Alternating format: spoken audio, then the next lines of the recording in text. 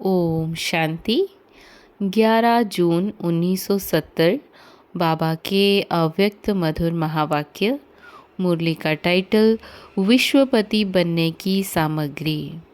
बाबा कहे, आज सत गुरुवार के दिवस किस लिए विशेष बुलाया है? आज कुमारियों का कौन सा दिवस है? समाप्ति समारोह। बाबा कहे, समाप्ति समारोह नहीं है, लेकिन आज का सतगुरुवार का दिन विश्वपति बनने की शुभ अविनाशी दशा बैठने का दिवस है। समझा? तो आज बाप दादा विश्वपति बनाने की क्या सामग्री लाए होंगे? जब कोई समारोह होता है तो उसमें सामग्री भी होती है। तो आज विश्वपति बनाने के समारोह में विशेष क्या सामग्री लाए हैं? ताज, तख्त और तिलक। फिर इन तीनों को धारण करने की हिम्मत है? ताज को धारण करने के लिए, तख्त पर विराजमान होने के लिए और तिलक को धारण करने के लिए क्या करना पड़ेगा? अगर यह धारण करने की हिम्मत है तो उसके लिए क्या करना पड़ेगा? एक तो त्याग, दूसरा तपस्या और सेवा। तिलक को धारण करने के लिए तपस्या और ताज को धारण करने के लिए त्याग और तख्त पर विराजमान होने के लिए जितनी सेवा करेंगे उतना अब भी तकनशीन और भविष्य में भी तकनशीन बनेंगे। इन तीनों बातों से ही तीनों चीज़ें धारण कर सकेंगे। अगर एक भी धारणा कम है तो फिर विश्वपति नहीं बन सकेंगे।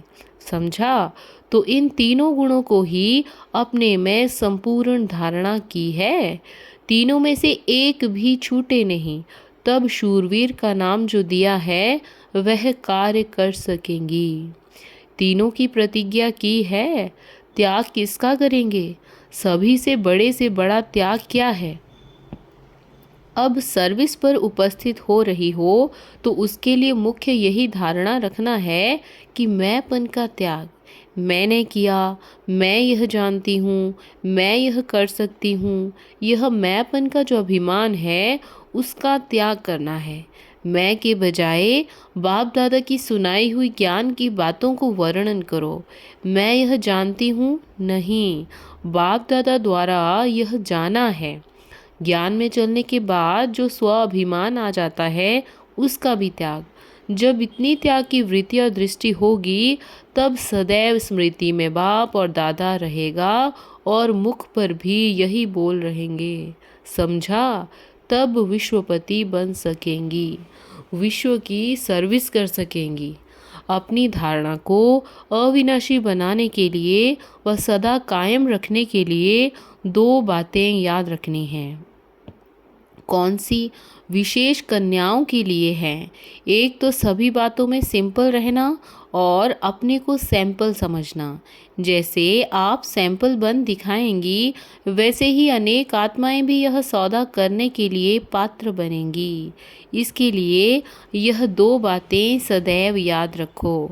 अपने को ऐसा श्रेष्ठ सैंपल बनाया है। जो अच्छा सैंपल निकलता है उनको फिर छाप भी लगाई जाती है। आप कौन सी छाप लगा कर जाएंगी जो कभी मिटे नहीं? शिव शक्तियाँ और ब्रह्मा कुमारियाँ। साकार में दो निमित्त बनी हुई बड़ी अथॉरिटी यह छाप लगा रही हैं। इसलिए यह याद रखना कि मिटेंगे लेकिन कब हटेंगे नहीं। संस्कारों में, चाहे सर्विस में, चाहे संबंध में, सर्व बातों में अपने को मिटाएंगे लेकिन हटेंगे नहीं। हटना कमज़ोरों का काम है। शिव शक्तियाँ अपने को मिटाती हैं ना कि हटती हैं। तो यह बातें याद रखनी है। फिर इस ग्रुप का प्रैक्टिकल पेपर कब होगा? अभी का रिज़ल्ट फाइनल का नहीं है। अभी तो पेपर देने के लिए जा रहे हो, फिर उसकी रिज़ल्ट देखेंगे। यह ग्रुप आगे कदम बढ़ा सकता है। बाप दादा ऐसी उम्मीद रखते हैं। इसलिए अब ऐसा समझो कि जो भी कर्म बंधन है उसको बहुत जल्दी काट कर फिर मधुबन में संपूर्ण समर्पण का समारोह मनाने आना है। इस लक्ष्य से जाना है। फिर इस ग्रुप से कितनों का संपूर्ण समर्पण का समारोह होता है। आज तो महाबली बनने की बातें सुनाई हैं, फिर महाबली चढ़ने के लिए आएंगे तो बाप दादा खूब सजाएंगे। सजाकर फिर स्वाहा करना होता है। जितना बाप दादा के स्नेही हो उतना फिर सहयोगी भी बनना है। सहयोगी तब बनेंगे जब अपने में सर्व शक्तियों को धारण करेंगे, फिर स्वाहा होना सहज होगा। जो भी कोई शक्ति की कमी हो तो वह आज के दिन ही अपने में भर कर जाना, कोई भी कमी साथ लेना जाना। अभी सिर्फ हिसाब किताब चुकतू करने जाते हो, सर्व शक्तियाँ अपने में भर कर जाएंगे तब तो चुकतू कर सकेंगे ना। तो अब फाइनल पेपर के नंबर्स तो जब प्रैक्टिकल कर दिखाएंगे तब निकलेंगे।